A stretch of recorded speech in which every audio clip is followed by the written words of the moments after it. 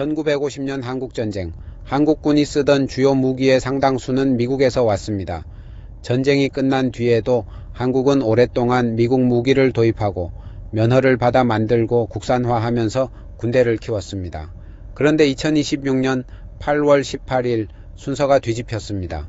미 육군이 한화디펜스 USA를 기동전술포 시제품 사업자로 선정했습니다. 먼저 6문을 공급하고 옵션까지 더하면 최대 18문입니다. 여기서 한 가지는 정확히 해두겠습니다. 대규모 실전 배치용 최종 구매가 아닙니다. 시제품 계약입니다. 그래도 이건 큰 사건입니다. 세계 최대 무기 수출국인 미국의 육군이 한국산 포병 체계를 직접 시험해 차기 무기로 판단하겠다는 것입니다. 도대체 한국 방산에 무슨 일이 있었던 걸까요? 사업 이름은 기동전술포입니다. 현대 전장에서는 견인포가 포를 쏜 뒤 자리를 옮기는 데 시간이 걸립니다. 그 사이에 드론과 대포병 레이더가 위치를 찾아냅니다. 그래서 미 육군도 견인포를 더 기동성 높은 체계로 바꾸려 합니다. 미 육군 발표문은 조건절입니다. 전력화가 승인되면 일부 부대의 M777 견인포를 대체한다고 적었습니다. 대체가 확정된 것이 아닙니다. 그리고 4년이라는 기간은 시험 기간이 아니라 계약 이행 전체 기간입니다. 첫 한 문은 올해 말, 남은 5문은 내년 중반에 납품됩니다. 한화가 낸 것은 궤도형 K9가 아니라 차륜형 K9MH입니다. 여기서 흥미로운 사실이 하나 있습니다. 이 차량의 차대는 체코타트라 제품이고 포는 현대위아의 52국 영장입니다. 미국의 무기를 판다는 이야기의 핵심 부품 하나가 유럽제입니다. 그러면 왜 미 육군이 해외 체계를 시험하는 걸까요? 미 육군은 사거리를 늘리기 위해 58국 영장 자주포를 개발했습니다. 사업 이름은 확장사거리 포병, 시제품 이름은 XM1299였습니다. 그런데 포신 수명 같은 기술적 난제를 풀지 못해 2024년에 이 사업을 취소했습니다. 세계 최대 방산국이 자기 손으로 만들려던 차세대 자주포를 접은 것입니다. 그 공백을 메우는 흐름이 자주포 현대화 사업이고 그것이 이번 기동전술포 사업으로 이어졌습니다. 핵심은 이렇습니다. 미국은 개발 능력이 없어서가 아니라 이미 검증된 성숙한 체계를 빨리 확보하는 쪽으로 방향을 바꿨습니다. 그리고 그 자리에 한국 제품이 들어왔습니다. 미 육군은 여러 업체가 성숙한 체계를 낼 수 있음을 확인했다고만 적었습니다. 경쟁업체 이름은 밝히지 않았습니다. 첫 번째 이유는 수요입니다. 한국은 70년 넘게 북한과 군사적으로 대치해왔습니다. 그러다 보니 냉전이 끝난 뒤 유럽 여러 나라가 병력을 줄이고 탄약 비축을 낮추고 생산 라인을 접을 때 한국은 전차와 자주포와 미사일과 전투기와 함정의 생산 기반을 계속 유지해야 했습니다. 시프리는 한국 방산 경쟁력의 배경으로 한국군의 지속적인 국내 조달 수요를 지목합니다. 그 수요가 대량 생산 능력과 국내 공급망을 유지하게 만들었다는 것입니다. 숫자로도 확인됩니다. 2024년 한국의 국방 조달 지출은 132억 달러로 2015년보다 33% 늘었습니다. 평화기에 놀고 있던 공장이 아니었습니다. 두 번째 이유는 납기입니다. 성능만 비교하면 한국보다 뛰어난 제품이 존재할 수 있습니다. 그런데 러시아의 우크라이나 침공 이후 새로운 변수가 생겼습니다. 언제 받을 수 있는가입니다. 유럽의 무기 수요는 급증했는데 기존 유럽 업체들은 생산 능력을 단기간에 늘리기 어려웠습니다. 시프리는 한국 업체가 이 틈에서 짧은 납기와 경쟁력 있는 가격, 그리고 기술 이전 조건으로 그 수요를 가져갔다고 분석합니다. 얼마나 빨랐는지는 폴란드 사례가 보여줍니다. 계약을 맺고 석 달 만에 K2 10대와 K9 24문이 폴란드에 도착했습니다. 여기서 이 영상에 강한 문장이 나옵니다. 전쟁터에서는 세계 최고의 무기보다 내년에 받을 수 있는 좋은 무기가 더 중요할 수 있습니다. 세 번째 이유가 이 영상의 결론과 이어집니다. 제조업입니다. 한국 방산을 방산만 떼어놓고 보면 설명이 안 됩니다. 한국에는 이미 자동차와 조선과 철강과 전자와 반도체와 정밀기계 산업이 있습니다. 자주포 한 대에도 엔진과 변속기와 전자장비와 센서와 특수강과 정밀 가공 부품이 들어갑니다. 이 부품들을 국내에서 조달할 수 있는 나라가 많지 않습니다. 시프리는 국내 군 수요와 산업 안의 분업 구조가 한국 업체의 대량 생산 능력과 지역 공급망을 발전시켰다고 평가합니다. 생산 라인은 자동화되고 모듈화됐습니다. 한화 창원 공장에서는 지상무기 용접의 상당 부분을 자동화 설비가 맡습니다. 그래서 이 장의 결론은 이렇습니다. K방산에 뿌리는 방산이 아닙니다. 한국 제조업 전체입니다. 네 번째 이유는 순서입니다. 한국이 처음부터 스텔스 전투기나 핵추진 잠수함 같은 최고 난도 체계부터 만든 게 아닙니다. 미국 장비를 도입하고 면허를 받아 만들고 국산화하고 개량하고 그 다음에 독자 개발로 올라왔습니다. 계단을 하나씩 밟은 것입니다. 그 결과 지금 주력 수출 상품이 된 것들을 보면 공통점이 보입니다. K2 전차, K9 자주포, 천무다연장 로켓, FA-50 경전투기, 천공-2 방공미사일입니다. 극단적인 최첨단 한 분야가 아니라 전쟁에서 대량으로 필요한 무기에 강합니다. 전차와 포병과 미사일과 방공과 경전투기, 말하자면 전쟁의 볼륨 시장을 공략한 것입니다. 그리고 이 선택은 우연이 아니라 70년 동안 한국군이 실제로 대량으로 필요했던 품목이기도 합니다. 다섯 번째입니다. K9가 하나의 플랫폼이 됐습니다. 한화에 따르면 전 세계에 공급된 K9 계열은 2,500문 이상입니다. 다만 이건 회사 발표 수치입니다. 독립집계는 실제 운용 중인 것을 1,800문 정도로 봅니다. 도입국은 한국을 포함해 11개 나라이고 미국은 아직 시제품 단계입니다. 중요한 건 같은 K9를 그대로 파는 게 아니라는 점입니다. 호주형, 폴란드형, 노르웨이형, 이집트형, 루마니아형으로 요구 조건에 맞춰 바꿉니다. 여기서 자주 틀리는 대목을 짚겠습니다. 폴란드의 크라프 자주포는 폴란드형 K9가 아닙니다. K9 차체에 영국 계열 포탑을 얹은 별개 체계이고 K9PL은 다른 사업입니다. 튀르키예의 T-155도 K9 수출이 아니라 기술 이전으로 만든 파생형입니다. 그리고 미국에는 차륜형 K9MH를 제시했습니다. K9는 이제 완제품보다 155mm 포병 플랫폼에 가까워지고 있습니다. 여섯 번째 이유는 계약 구조입니다.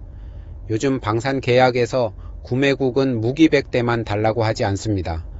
우리나라에서 생산하자, 우리 기업도 참여시키자, 기술도 이전하라, 일자리도 만들어라 라고 요구합니다.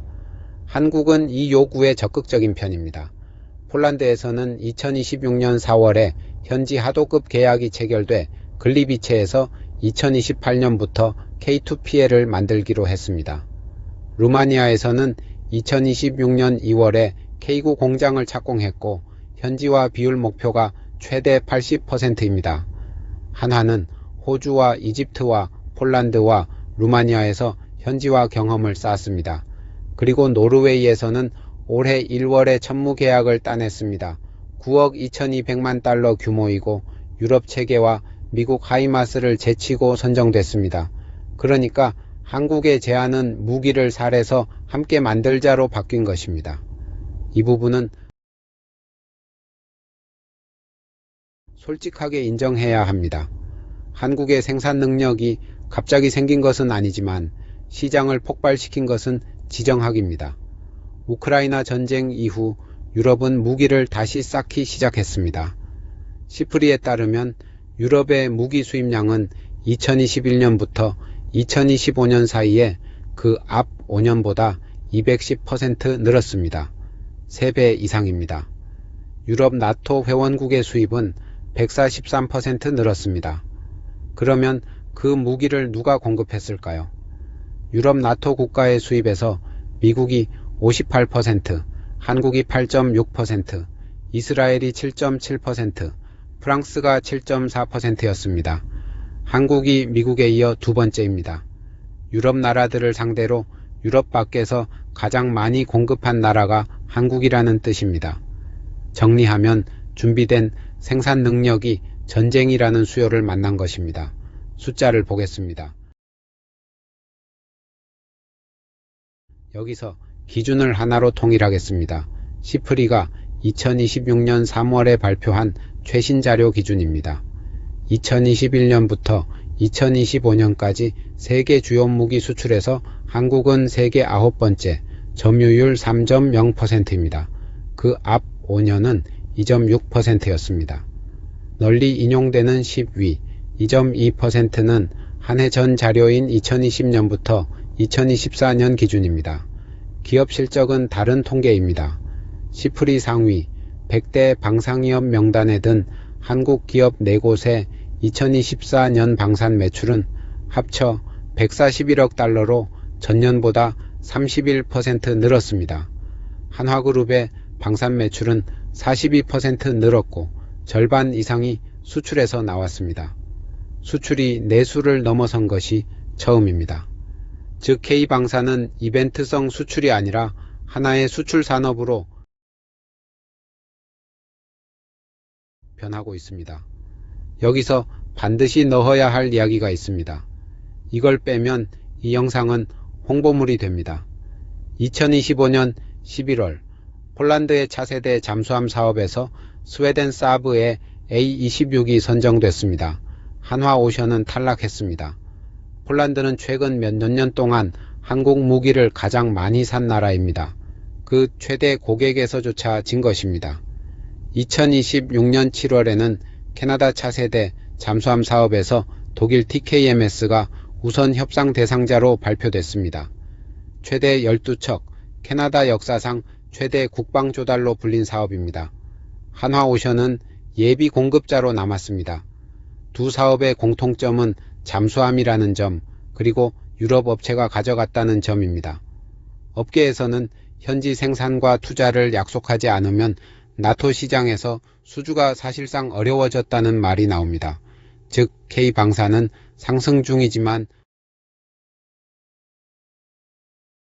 무패가 아닙니다. 약점을 4가지로 정리하겠습니다.